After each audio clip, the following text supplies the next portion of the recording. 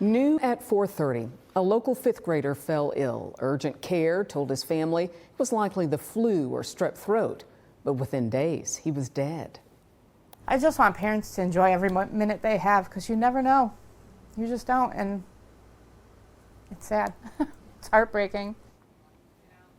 10-year-old Brian Norsen, that's him there. He came home from a friend's house with a headache. He died 3 days later. Turns out he had the flu, strep, and bacterial meningitis. His mother sat down with News 10 NBC investigative reporter Jennifer Lewke to share his story in the hope that it helps even one other family. He's a very loving, kind-hearted person. Brian Norsen was a fifth grader in Brockport. He tried to help everyone. He tried to help me all the time. He loved his bills. He loved soccer. After a sleepover with a friend in December, Brian came home with a headache. By the next day, his condition had worsened. He had a fever. His tonsils were so swollen. His mom took him to urgent care. They did a COVID test, flu test, strep test. The rapid strep came back negative. So they gave him a steroid to reduce the inflammation in his tonsils and sent us home. The next afternoon, his flu test came back positive. Stephanie kept a close eye on him, pushing fluids and medicine. That night, she suggested Brian sleep in his bed instead of the couch. And he got up and he kind of fell against the wall here, like he just couldn't balance himself. So his older brother came and picked him up and put him into bed. Stephanie went in to kiss him goodnight and found him unresponsive. Connor lifted him up a little because he was going to try and see if he could get him to breathe, and blood just started pouring out of his nose and his mouth. His older brother started CPR, but it was too late. I lost my baby. He went to heaven.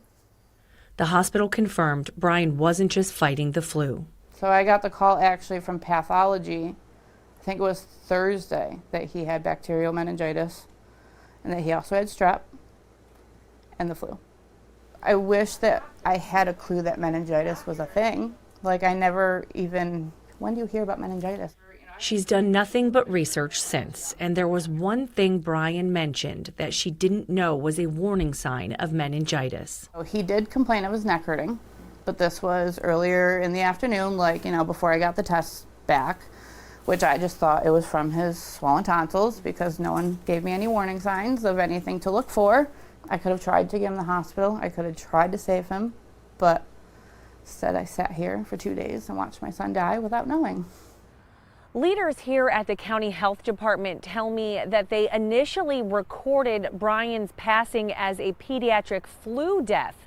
They were notified about the meningitis, but say the particular strain that Brian had does not require a public exposure notification. Caden drew this, yes, this is all him. But for Stephanie, sharing this story publicly has a purpose. She's hoping other parents can avoid her pain, trust their gut, and know all the questions to ask, all the signs and symptoms to look for any possibility. I'm thankful I got the 10 years I did with Brian. I'll keep every memory, but I'm going to do what I have to voice for him and fight for him because it's just not fair. He should be here. Jennifer Lewke, News 10 NBC. Let's go in depth now on bacterial meningitis. Any strain can be life-threatening. It causes inflammation of the membranes surrounding the brain and spinal cord and often requires immediate intravenous antibiotics.